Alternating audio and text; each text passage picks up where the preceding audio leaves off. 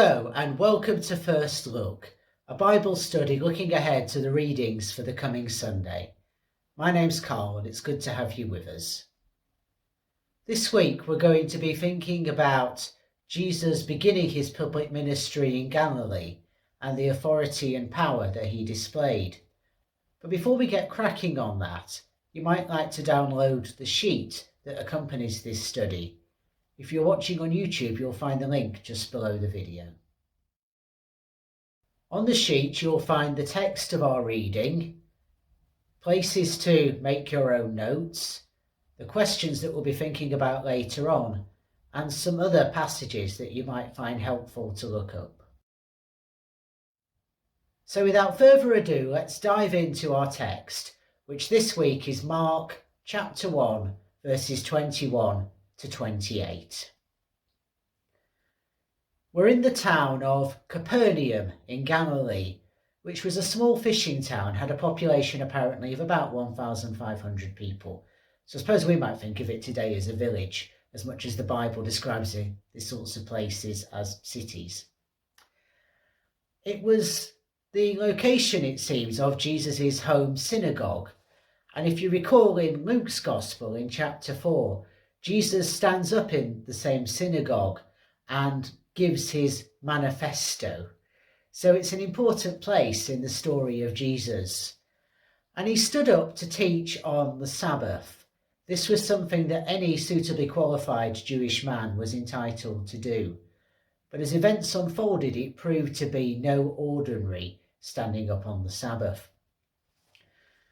Now, the key characters that we have here are an unidentified man who was possessed with an unclean spirit, and we hear that the said spirit identifies and challenges Jesus. And we also have the crowd who seem to behave as a unit. They're described to us as responding in the same way, a bit like crowds would respond in Greek tragedies, and that perhaps reflects something of the origins of Mark's Gospel. It was the first to be written, we know that, between the years 65 and 70, quite probably. So while the Judean revolt was going on, and before Rome destroyed Jerusalem and in particular the temple. So in other words, this is a story that comes from tempestuous times. If we're going to make sense of it, it's helpful to keep in mind the story from Genesis 32, verses 27 to 29, of Jacob wrestling with a mysterious divine figure. If you recall, in that story, Jacob demands to know the name of the person who's been wrestling with him, and he's denied that. And that's to do with the power of naming as it was understood in that culture. If you had someone's name, you had a kind of power over them. And it's like the divine figure refuses to give Jacob that power. I think there's something of that going on with the way the Spirit reacts to Jesus, and I'll say more about that as we go through. So we've ended up in Capernaum because Jesus had been travelling round the shore of the Sea of Galilee and proclaiming that the kingdom of God had come near. He's called his first disciples. In this gospel, they're Simon, as he was known at that point, and Andrew, and James and John. And now he's standing up in the synagogue to preach, as he'd done presumably many, many times before. Now, the use of the Greek word didisken, I think I pronounced that correctly, in verse 21, which is translated as he taught, is in the imperfect tense, and that indeed implies a repeated pattern of activity. What Mark is giving us here, I think, is therefore a typical Sabbath episode when Jesus was in Capernaum. His style of preaching, of teaching, was very different to the priests and the scribes. They would very much build on the authority of those who had gone before them. So as they were teaching, they would say things like, Moses said this, or Rabbi so-and-so taught that. Jesus seems to have had quite a different style. As Tom Wright puts it, he had a quiet but compelling authority all of his own.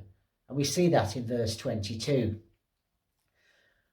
What I think comes across in the way that Mark deals with this episode is the way that Jesus' words and actions are linked. They have an integrity, they are bound together. And this is the first of 4 exorcisms that will be depicted in Mark's Gospel. The others are in chapter 5, verses 1 to 20, chapter 7, in verses 24 to 30, and in chapter 9, in verses 14 to 29. The emphasis in this story is very much on Jesus' actions. And indeed, it's interesting to note that we're not told what Jesus actually said that day as he taught. We do know, however, that his hearers were amazed. All seems to be going well, therefore, but into the scene bursts a man who has been taken over by an unclean spirit. When it talks about unclean here, it means a spirit that was opposed to God, that was unholy. And these destructive powers, however we understand that have taken over this man's life, seem to have a kind of inside track on who Jesus is. And they know what he's about. They say, we know that you're Jesus of Nazareth, and we know that you are the Holy One of Israel. In other words, we know that you are the Messiah. And so they know that he's about trying to set people free from all that oppressed them, free from all that distanced them from God. And this is true of individuals and of the nations alike. We need to keep in mind as we read this text, which I think can be quite a difficult one for modern hearers, that the way the world was understood in that day was quite different to how we've perhaps come to view it within our Western scientific rationalist worldview. People in that day and age understood the world to be full of spirits, some good, some evil. Indeed, many other cultures around the world today share that kind of understanding of things. And it seems that Jesus was very much a product of his time in this. He was shaped by that worldview.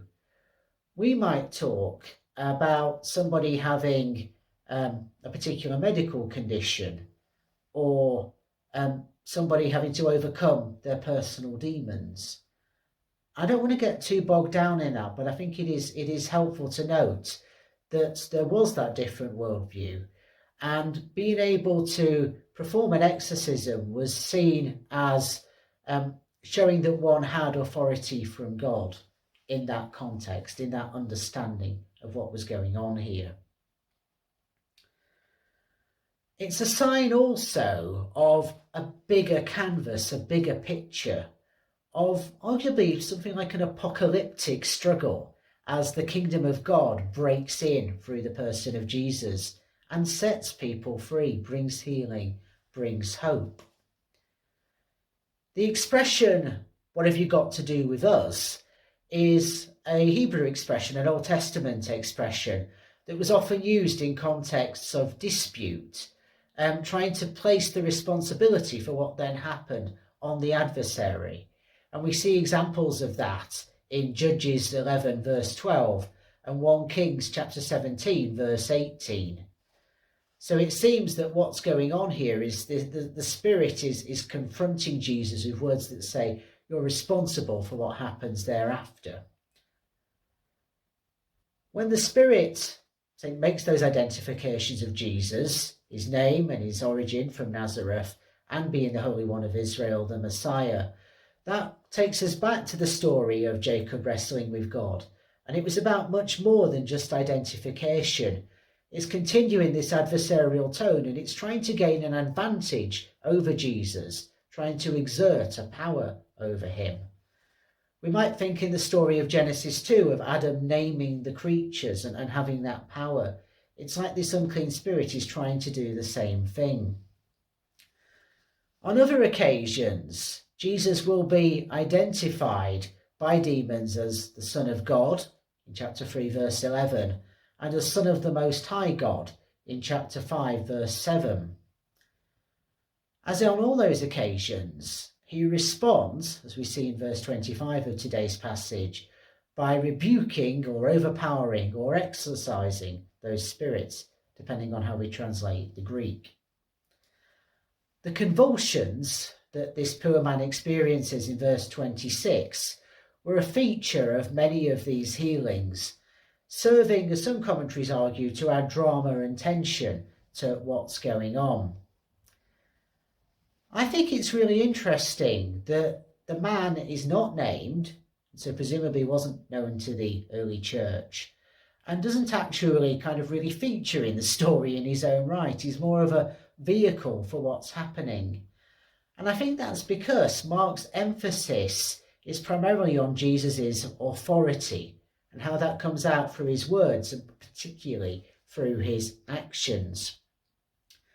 His authoritative healings seem to be one of the main reasons that his fame spreads and he becomes popular quite quickly, as we learn about in verse 28.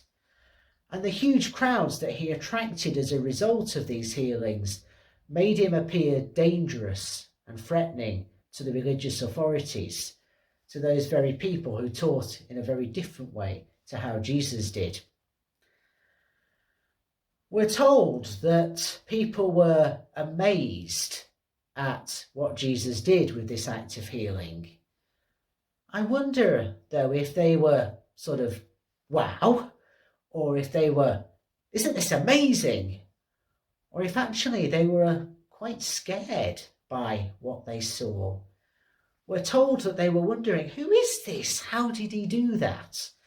And the Greek word that's used in Mark 10, which is the same word that's used here, which is, I think, pronounced phagbeomai, points to perplexity and bewilderment and shock. So this isn't necessarily a celebratory amazement, but it is an amazement that makes people take Jesus seriously. They recognize his authority and power. As I say here, the authority of his words that we see in verse 22 is matched by the authority of his actions in verse 27. There's already here a looking towards the cross. Jesus' authority and power would not lead to self-aggrandizement. He was not a kind of Vladimir Putin or Donald Trump style figure who wants to kind of grasp that power for his own gain and hold on to it as tightly as possible. Instead, we know that Jesus would pay the ultimate price for challenging those destructive forces at work in our world that entrap people, whether those forces were religious or secular. And that's at the heart of this passage, I think. Jesus is doing this because it comes from a place of self-giving love. And I think that is the source and the heart of Jesus' authority and power.